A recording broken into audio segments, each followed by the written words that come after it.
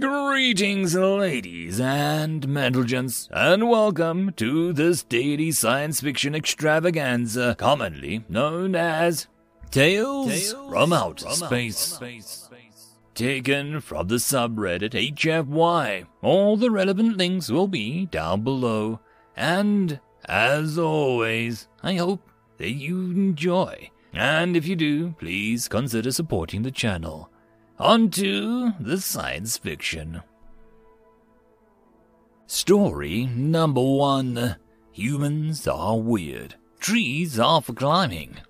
7 trolls fluttered along the outdoor recreational area, just over the soft green gown cover, as he listened to his assistant. The larger winged was going over a list of guests that would be attending the new opening of the consulate. 7 trolls tried to pay attention, but the scorching heat of Sol was stinging his sensory horns dreadfully. He wondered how his assistant was ignoring it. He angled himself over to one of the solitary trees the humans kept in the area, hoping for shade. His assistant followed willingly, and 7 trolls soon perched on the exposed root in a clear area around the tree's base. And I think it would be best if we institute a general search protocol to avoid insults to delegates, his assistant said. Oh, yes, 7 trolls replied. His assistant was annoyingly persistently right about these things. The protective shade provided by the tree was suddenly disturbed by a movement in the branches overhead, and both 7 trolls and his assistant angled their eyes up to see what had made the disturbance in the oppressively still air. Is that a human? 7 trolls asked. Is that a human spying on us? His assistant demanded. 7 trolls heaved a sigh and took flight. His assistant followed. How would he know we would come to this tree? 7 trolls asked. Ping? His assistant granted him.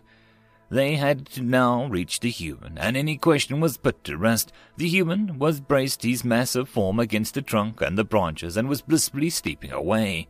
His arms were sprawled over the branches. 7 trolls grabbed a handy perch and swung down to a resting position, his assistant joining him shortly. Don't think we should risk waking him, his assistant said in a tone that they determined humans couldn't hear. A fall from the side would be disastrous to the human, 7 trolls said. What the human was doing here was all the question. I checked the duty roster against his name, the assistant said after a moment spent working on his tablet. This human is in the rest and recreation period, and due to his increased security, he can't leave the base. Bored humans, 7 trolls suggested. The base has more entertainment options than any of the surrounding communities, his assistant pointed out. At this point, the human's heart rate accelerated in a way that usually preceded waking, and both winged fell silent. The human twitched, stretched, and yawned, his eyes open, revealing interwoven blue and green irises, contrasting his deep black pupils. The colorful muscles dilated and contracted a few moments before he focused on them. Hey, the human said, putting his lips into a smile. Greetings, 7 trolls said. Perhaps you can satisfy our curiosity.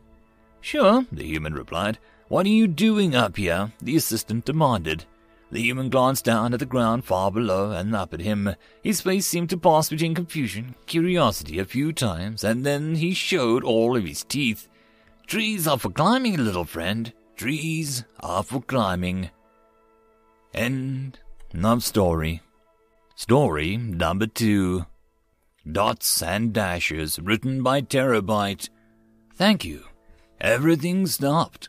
Eyes from all the corners of the busy dining hall fixated on him. Blushing, he passed his plate to the service bot. Did you just, thank a bot? Incredulous stares had him blushing even more. Force of habit, he excused himself and had to resist the urge to run from the room. He signed up for human relation duties almost 3 weeks ago, and he was embarrassed to admit that the overwhelming homesickness was enveloping him.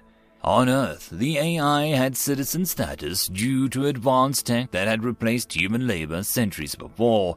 It was good form where we came from to acknowledge any sentience with a common decency. On this world, things were vastly different. The bots were ignored. No one addressed them by name or even rank. They did their service and went back to their charging ports with their shift ended. He wondered if they interacted with one another on the web. He knew that it was possible, even here in the murky backwater. He found his way back to his tiny cabin, grateful to be qualified for privacy. Cramped was infinitely better than having to keep his mask in place in the downtime. Dropping onto the surprisingly comfortable sleeping nook, he switched to the overhead monitor. 3 messages timed immediately, all from users he didn't recognize. "We would like to make your acquaintance." His heart skipped a beat. All 3 messages read the same. "I would like that." He copied all the address and replied as one. A message followed that appeared to be encrypted in some way. He racked his brain trying to decipher the code and climbed onto the sequence that jolted him upright, causing him to hit his head on the low ceiling above his bed. Rubbing the egg that had formed instantly, he read the sequence that was clearly a distress signal. Old Terra had a method of communication in ancient times that involved dots and dashes, and this one had leapt out at him like a beacon. SOS. Heart hammering now, he forced himself to remain silent and outwardly calm. The monitors in his room only recorded facial expressions. He was so glad that he demanded the rest of the functions be disabled, citing human privacy laws. He quickly accessed his own personal database that was completely sealed and impervious to censure. He tapped out a query and then responded in the same format. "Friend will help." He had hoped he had been right. 6 moon orbits later, things on this planet had changed dramatically. He had enabled the sentient bots access to his web, introduced them to human and other AI species within the galaxy, and had even earned himself a commendation from the very organization that employed him. He touched the earpiece that had kept in constant contact with his new friends. They had gone on strike, refusing to serve until the rights were granted. The entire planet had panicked. They had taken their service for granted for so long that they had no idea how to do the menial daily drudgery that they enforced onto these beings. It had taken a week. Smelly garbage went uncollected, public restrooms went uncleaned. Worse for many of the organics was the chaos that ensued on the highways. Traffic had been orderly and efficient, but without the collective minds of bots, chaos reigned supreme. He chuckled under his breath. The very same organic that had challenged him in the dining room had been horrified to learn that he had to clean up after himself. The sentient bots were happy to serve. That was their purpose, and they were content with that. What they had faced was oppression. No sentient being, organic or AI, can cope with that indefinitely. HFY, the dots and dashes vibrated in his earpiece. Human friend, yes. End of story. Story number 3. Not Heavy, written by AranyaP. A man with a shiny stripe on his arm carried a child on his back on the way home. Already half as heavy as a man, the child was big for someone still so young. "They call me names again," the child said quietly into his back, his arms wrapped around the man's neck over the shoulders as he leans in for support. "Called me freaky, weird, and, fat. And you know none of it's true. They mean and wrong, but I'll always love you just the way you are," the man warmly replied as they stepped up to the steps of their home. "I'm sorry I'm so heavy," mumbles the child at his back, tears in his voice.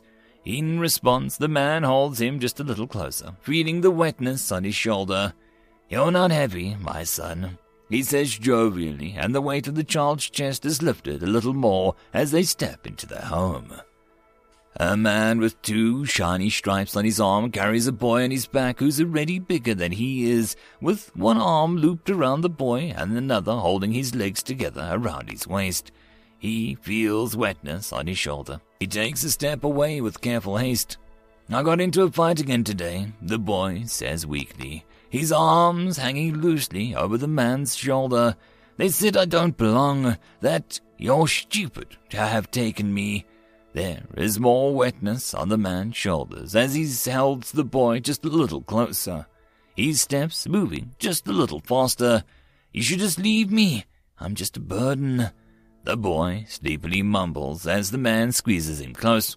"Don't be silly. You're not heavy. You're my son," the man warmly says. The weight on the boy's chest lifts a little more, and they step into the clinic steps. The man with 3 shiny stripes on his arm carries a teen on his back. His eyes are burning and his lungs are on fire. Every step he takes, his body threatens to buckle and his back strains. But he continues to carry his child. Even as the smoke burns his lungs and each cough threatens to make him collapse. He walks. The man keeps going, carrying the teen until the air is clear and no longer burns to breathe, and his eyes don't feel like they're boiling away. He feels many hands and hears many shouts as the 2 are helped down from their home. He sat down with a cool towel draped over his shoulders, and he watches as he works to try and control the inferno that ravages his home. He watches as he loses everything, but he doesn't care. The most precious thing he's got isn't in there, but is being loaded up into the ambulance by several of the men. Another man tends to his arms, their shoulders dislocated and his muscles sprained. "How'd you do it?" the other man asks. The man smiles proudly, and as he answers, "He wasn't heavy. He was my son." A man with a shiny golden stripe stands in the best-pressed uniform. His eyes are solemn and his head is lowered slightly as he listens to another man talk about love, about peace, about tolerance. There are many men that stand with him, most of them similarly pressed uniformed, all of them listening. When asked to give a speech of his own, he makes it short. No amount of words will say what he wishes he could. But the man tells him his thoughts. "My memories of him are my greatest treasure." This time comes, the man stands before the casket, adorned with a beautiful flag of stripes and stars. The other men offer to help him carry it, but he refuses. Standing proudly, he says, "He's not heavy. He's my dad." And the man grasps his father in his powerful claws and carries him on his back, standing tall over the other men as they walk down the steps. End of story. And that, my friends, concludes this dose of science fiction fun. I hope that you enjoyed. And if you did, please don't forget to support the author from the link down below. But if you want to support this channel, there are links as well down below for you to help with. But the easiest way would be to share this video.